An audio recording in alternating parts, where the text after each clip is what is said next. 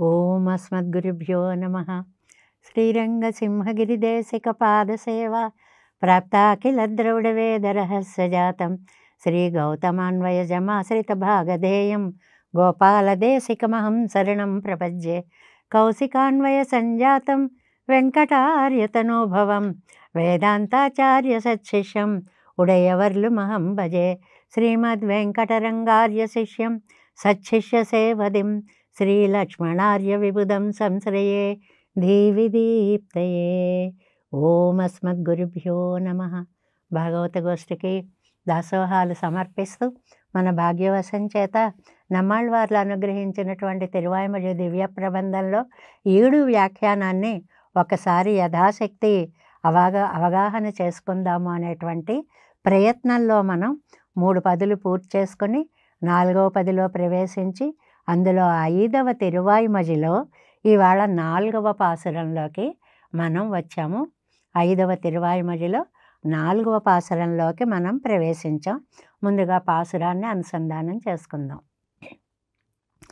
మేవి నిన్ను తొഴുవార్ వినై భోగమే ఉంపిరాన్ தோவியம் புள்வுடையான் அடல்லாழியம்மான் தன்னை நாவியலால் இசை மாலைகள் ஏத்தி நன்ன பெற்றேன் ஆவியன் நாவியை யான் அறியேன் செய்தாற்றையே.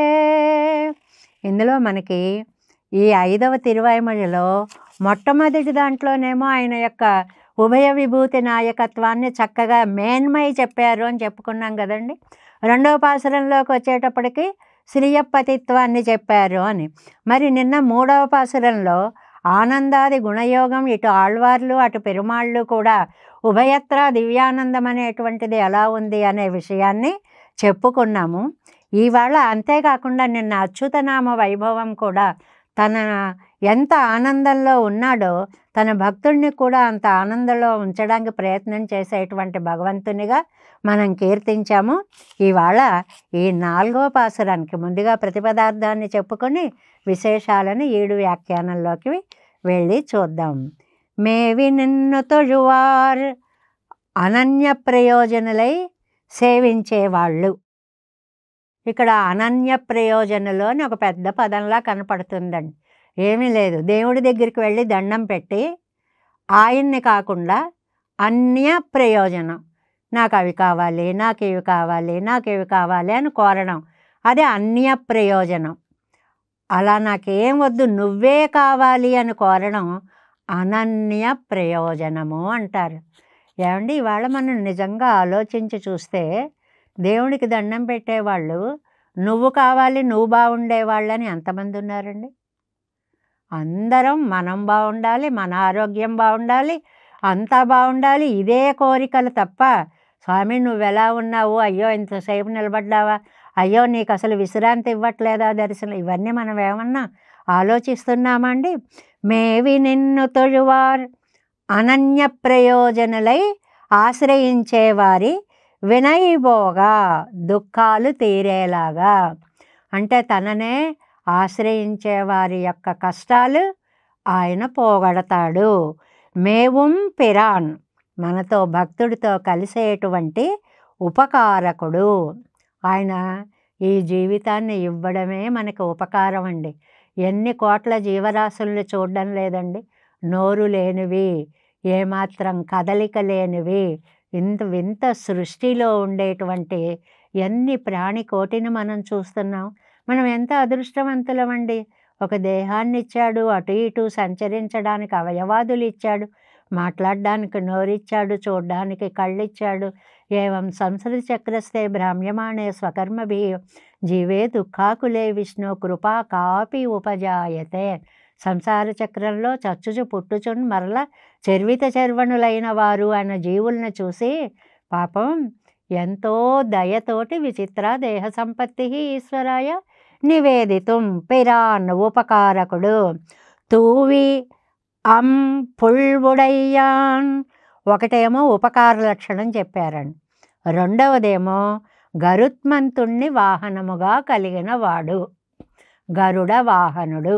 అది రెండవ పాయింట్గా చెప్పారు. మూడవది అడల్లాజియమ్మాన్, ఎప్పుడు యుద్ధానికి రెడీగా ఉండేటువంటి చక్రాయుధాన్ని కలిగినటువంటి స్వామి అని మూడో విశేషణాన్ని చెప్పారు. ఉపకారకుడు, గరుడ వాహనుడు, తర్వాత చక్రధారి, 3 విషయాలని చెప్పారు. తన్నై నావియాలాలి ఇసై మాలైగళ్ళు ఎత్తి, అలాంటి సర్వేశ్వరుణ్ణండి నేను నాకు నాలిక ఇచ్చినందుకు కృతజ్ఞతాభావంతో ఇలా పాసురాలన్నీ రచించి పాడాను. నన్నప్పెత్తేన్, ఆనందాన్ని పొందుతున్నాను నేను.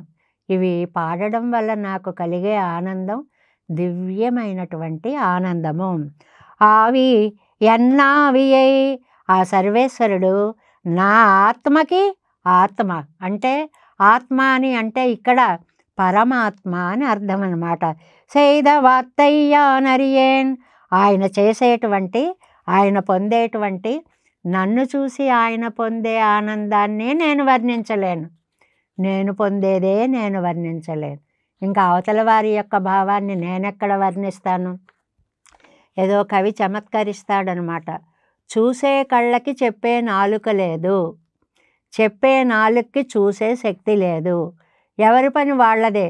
కాబట్టి చూసేవి చూసి ఆనందం పొందుతాయి, చెప్పేవి చెప్పి ఆనందం పొందుతాయి అనేటువంటి అర్థంగా ఆశ్రిత సులభుడై లోకాల దుఃఖాన్ని పోగొట్టే ఉపకారకుడు, గరుడ వాహనారూఢుడు, చక్రధారి, అలాంటి స్వామిని ఈ తిరువాయిమొഴി అనే దివ్య ప్రబంధంతో నేను చక్కగా స్తోత్రము చేసి బ్రహ్మానందభరితున్నయ్యాను.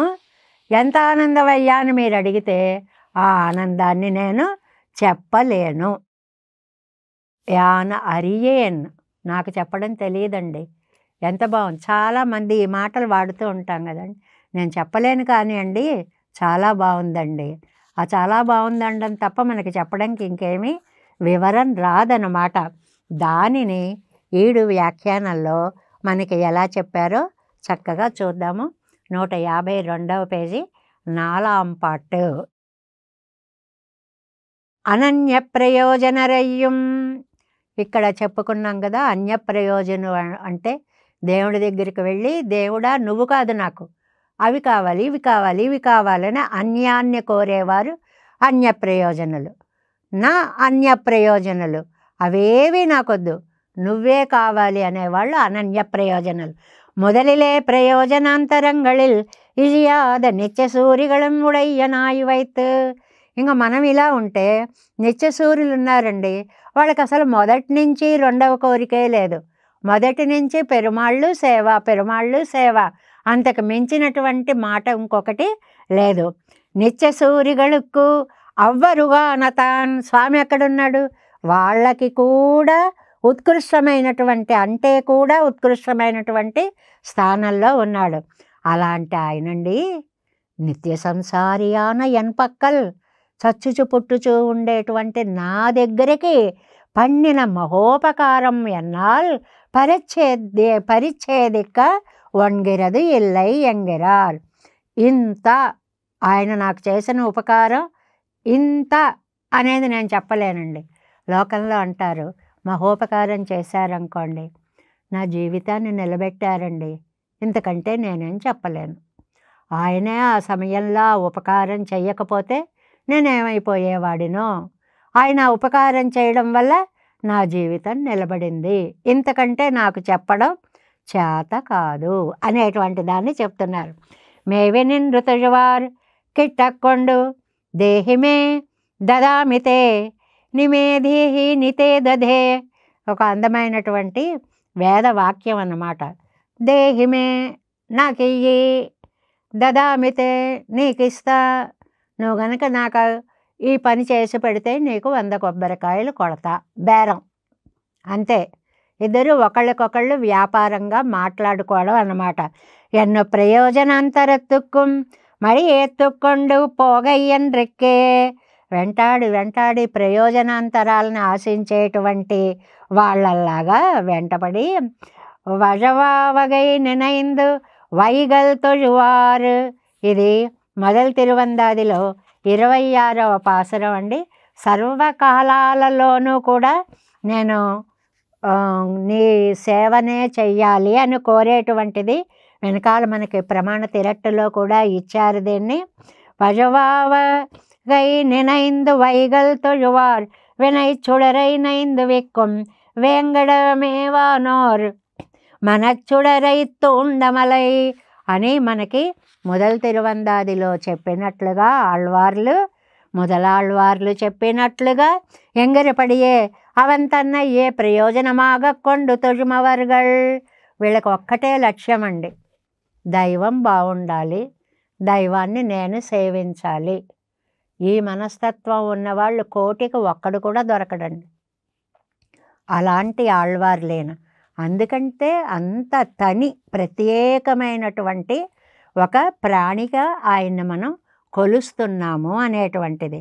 ఇంద్రు వందు ఇత్తనయ్యం అముదు సైదిడ పెరిల్ ఎన్ను తొజుమవర్గల్. దీనికి ఇంకా మంచి ఉదాహరణ ఇంకొకటి ఇచ్చారండి. ఎక్కడిది అని అంటే అది మనకి నాచియారు తిరుమజిలో ఆ ఆండాళ్ళ తల్లి పెరుమాళ్ళని ప్రార్థిస్తుందండి. అనన్య ప్రయోజనాలు అంటే ఎలా ఉంటారు అనేదానికి ఇది ఉదాహరణగా ఇచ్చారు. ఇన్నువందు ఇతనయ్యం అవదు సైదిడ పెరిల్ నాన్ను నూరాయిరమాగ కొడుత్తు పిన్నం ఆళం సైవన్ అంటుంది ఆచయార్ తిరుమజిలో ఆండాళ్ళ తల్లి. అంటే కృష్ణ, నేను ప్రార్థించగానే వచ్చి ఇగో ఇక్కడ నీకు 100 కడవల వెన్న పెట్టాను, 100 కడవల అక్కారు అడిసిల్ అనేటువంటిది అంటే మనం కూడారు నాడు చేసుకునేటువంటి బియ్యం ప్రసాదం పాయసం అన్నమాట పెట్టాను. ఇవి గనక నేను పిలవగానే వచ్చి నువ్వు ఆరగిస్తే ఏం చేస్తావు? ఇంకా నీకు 100,000 కడవల భక్ష్యాలు పెట్టి దాస్యం చేస్తా, నీకు ఇంకో 1000 రెట్లు ఎక్కువ ఇస్తా. ఏదైనా ఆయనకి పెట్టడమే, ఆయన తినడమే, ఆయన అనుభవించడమే.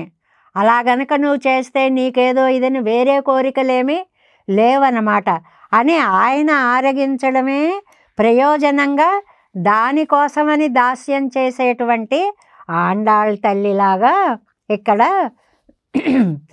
తొజుమవర్గల్ వినైపోగా అలాంటిది అనన్య ప్రయోజనాలు అంటే వారండి ఆండాళ్ళ తల్లిలా ప్రార్థించేవారు అని. அவர்களுக்கு பெண்ணை வினையுண்டோ என்னில் ప్రయోజనాంతరత్తిలే నెంజు సెల్లుగైకు అడియాన పాపంగళ్ పోంబడియాగా. తర్వాత ఏమిటండి, అలా చేసినప్పుడు పాపాలన్నీ కూడా ప్రయోజనాంతరత్తిలే నెంజు సెల్లుగైక్కడియాన పాపంగళ్, ఈ మూలమైనటువంటి పాపాలన్నీ కూడా ఎలా పోతాయి? మేవం పిరాన్ ఇవన్ అనన్య ప్రయోజననాయ్ కిట్టిన వారే అవనం అనన్య ప్రయోజననాయ్ కిట్టుమే. ఇదో స్టేట్మెంట్. మనం నువ్వే కావాలి అని ఆయన్ని కోరితే ఆయన నిన్నే రక్షిస్తా అని మన రక్షిస్తాడు. అది ఇద్దరికీ ఉన్నటువంటి పోలిక. నీ కోరికలో ఆయనే ఉండాలి, అప్పుడు ఆయన రక్షణలో నువ్వు ఉంటావు. ఇది పరస్పరం నీ భావము యొక్క తీవ్రతను బట్టి ఫలితం ఆధారపడి ఉంటుంది. నడువు వినైకు ఒదుంగ నెజలిల్లామయ్యాలే నసిత్తుపోన్.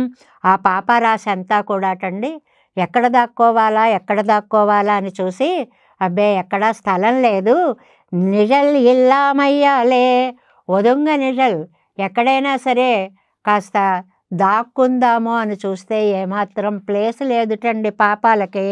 నసిత్తుపోం, అదృశ్యమైపోతాయి, కనపడకుండా పోతాయి. దానికి మనకి పెరియ తిరువందాది 30వ పాసురాన్ని ఇచ్చారండి. వల్వినయ్యారుతాం మడి అడక్కి నిప్పదనిల్ ఈండడి ఎడుప్పదన్ రోవజగు ఎన్నారిరే. దీనికి మనకి చాలా అందమైనటువంటి ఉదాహరణను ఒకదాన్ని చెప్పారు. ఏమిటంటే పాపాలు వచ్చేయటండి, అవి వెతుక్కోక్కర్లేదుట, ఎక్కడ పడితే అక్కడ సీట్లు ఖాళీగా ఉన్నాయి మన మనస్సులు అనమాట. వచ్చి హాయిగా సింహాసనాల మీద కూర్చున్నట్లుగా కూర్చున్నాయి. అలాంటి మనసులోకి ఒక్కసారి పరమాత్మ వచ్చాడు. వచ్చేటప్పటికి అయ్య బాబా ఈయనొచ్చాడు మనం ఎక్కడ రాని ఒదిగి అలా నిండా ఉన్నవి చంద్రుడి కళలు క్షీణించినట్లుగా అలా అలా అలా అలా అలా అలా అలాగా అమావాస్య స్థితికి వచ్చేస్తున్నాయి, అలా పారిపోతున్నాయిట. అప్పుడు ఆళ్వార్లు వాటితో సంభాషిస్తూ ఒక మాట అన్నారటండి. వల్వినయ్యారుతాం మడి అడగినర్పదనిల్ ఈ నడి ఎడుప్పదన్నో వడగు.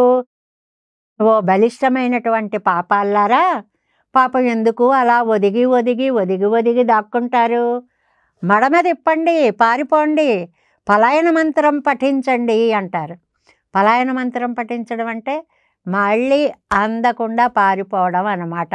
అని అన్నట్లుగా ఈ పాపాలన్నీ కూడా నిలవ నీడ లేకుండా పారిపోతాయి అనేటువంటి మాటని చెప్తున్నారు. పిరాన్ ఉపకారమే శీలమాంబడి ఇరుక్కుమవన్. అసలు ఆయన పేరే పిరాన్ అండి, ఉపకారకుడండి. జీవుణ్ణి ఎలా ఉజ్జీవింప చేయాలా, ఏ ఉపకారం చేయాలా అని ఆలోచించేటువంటి స్వామి అన్నమాట. మున్బు సిలనాళ్ ప్రయోజనాంతరపరరాయ్ పిన్బు తన్నయ్యే ప్రయోజనమాగ విరింబినార్ తిరత్తిల్ ఉపకరి కుంబడి సొల్లిత్తు. పాప ఆయన అనుకుంటాట, ఏదో మొదట్లో వచ్చారు, నా దగ్గరికి వచ్చి అడిగారు కదా, ఏది అడిగితే వచ్చింది నా దగ్గరికే కదా. మున్బు సిలనాళ్ ప్రయోజనాంతరపరరాయ్, ఏవో ప్రయోజనాలు కావాలని నా దగ్గరికి వచ్చారు. పిన్బు తన్నయ్యే ప్రయోజనమాగ విరంబనార్ తిరత్తిల్ ఉపకరి కుంబడి సొల్లెత్తు.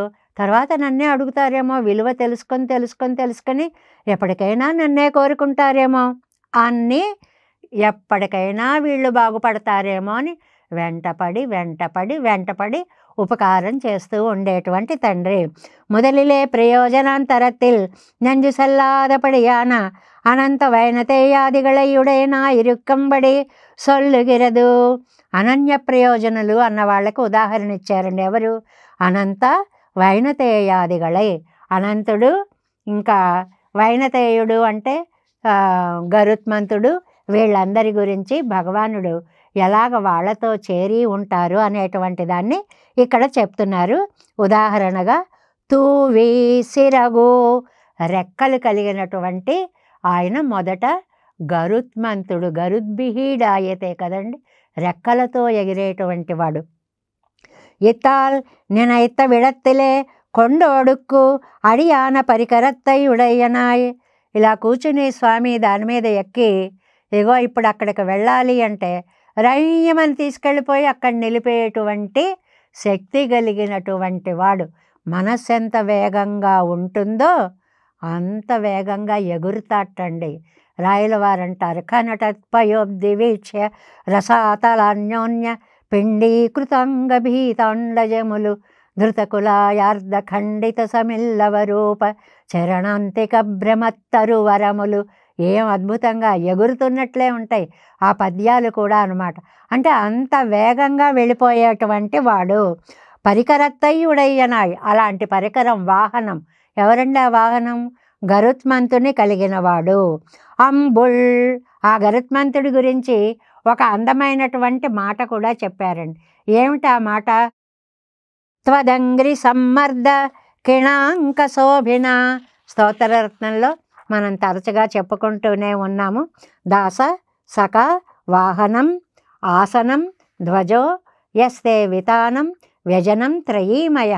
ఏమయ్యా, నీకు దాసుడైనా, సఖుడైనా, వాహనమైన, ఆసనమే అయినా, వితానమైన అన్ని త్రయీమయుడు అంటే వేదస్వరూపుడైనటువంటి గరుత్మంతుడు. ఉపస్థితం తేన పురో గరుత్మత త్వదంగ్రి సమ్మర్ద కిణాంక శోభిన. ఆ వెళ్ళేటప్పుడు మరి గబగబా వెళ్ళాలి కదండి, అందువల్ల మాట అనే టైం కూడా ఉండదుట. కుడికాలతో కుడివైపు తన్నితే అటువైపు ఎగరాలి, ఎడంవైపు తన్నితే ఇటువైపు ఎగరాలి అని అలా చిన్న చిన్నగా తన్నుతూ ఉంటే ఆ రెక్కల దగ్గర కాయలు కట్టి, ఆ కాయలు అలంకారంగా కలిగిన వాటండి. అదేంటండి కాయలు కడితే అలంకారం అవుతుందా అంటే, వీరులకి బాహువులకి ఏవి కేయూరాలు అని అంటే, అల్లెత్రాడు లాగి బాణం విసిరిన తర్వాత ఆ తాడు వచ్చి భుజానికి ఇలా కదా ఒక్కసారి దెబ్బ తగిలితే అవి కాయలు కడితే ఎంత మహావీరుడో ఆ గీట్లు మనకి తెలుస్తాయిటండి. వీరత్వానికి చిహ్నంగా చెప్తారు. అలాగే గరుత్మంతుడికి రెక్కల దగ్గర మలిచిన కాయలు కూడా ത്വദംഗ്രി സമ്മർദ്ദ കിണంక శోభిన ఎన్నంబడియాన అజగయుడయనాగయ్యాలే. అలాంటి అందం కలిగిన వాడుటండి గరుత్మంతుడు. వేదాత్మ విహగేశ్వర, వేదస్వరూపుడైనటువంటి గరుత్మంతుడు. అంద ఎత్తయ్యుడయ్యవనై, అలాంటి గొప్పతనం కలిగిన వాడు సాక్షాత్తు వేదవాహనుడు అన్నమాట. వేదాన్ని వహిస్తున్నాడు అన్నమాట. అంటే అద్భుతమైనటువంటి వేద ప్రతిపాద్యుడు అనేటువంటి విషయాన్ని ఇక్కడ మనకి చెప్పారు అని. అడలాజీ ఇంకా మూడోది ఏం చెప్పారండి? అందమైన చక్రాన్ని ధరించినవాడు. అస్తానే భయశంకియాగయ్యాలే ఎప్పోదుం ఒక్క ఉద్ధోన్ముఖనాయిరెక్కం. అక్కడ పరమపదంలో పెరుమాళ్ళకి ఎవరి వల్ల ఏ భయం ఉండదండి. కానీ పంచాయుధాలు కూడాట ఎప్పుడు స్వామికి ఎట్నుంచి ఏమి ప్రమాదం వస్తుందో అన్నట్లుగా అస్తానే భయశంక. స్థానము లేదు అక్కడ భయానికి, కానీ ఆ ప్రేమ అలా అనిపిస్తుందన్నమాట. దానివల్ల యుద్ధోన్ముఖనాయ్ అలా తిరుగుతూ ఉంటుంది. ఎక్కడికి వెళ్ళమంటాడో, ఎప్పుడు బయలుదేరాలో అని సంసిద్ధంగా ఉండేటువంటి చక్రము చేతి యందు కలవాడు. అడల్మిడుక్కు, అడలాజీ అంటే అక్కడ కాంతివంతమైన చక్రమా, బలవంతమైనటువంటి చక్రమా అంటే ఎక్కువ బలం కలిగినటువంటి చక్రమా అని అర్థం అన్నమాట. అమ్మాన్ తన్నై పెరియ తిరువడి తిరుత్తోళిలే పేరాదిరుత్తల్. పెరియ తిరువడి అంటే గరుత్మంతుడు కదా, ఆయన యొక్క తిరుత్తోళిలే పేరాదిరుత్తల్. చక్కగా ఆ రెండు కాళ్ళు అలాగ భుజాలకి తగులుతూ ఆనందంగా తీసుకుని వెళుతూ ఉండేటువంటి వాడు.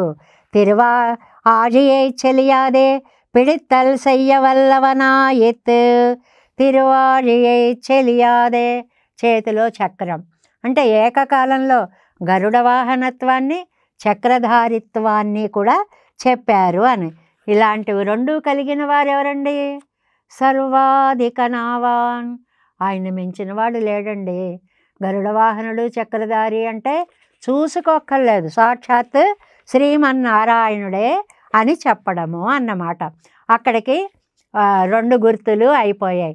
మొట్టమొదటిదేమో అనన్య ప్రయోజనులకి ఉపకారం చేసేటువంటి వాడు అనేటువంటి ఒక విషయం చెప్పారు.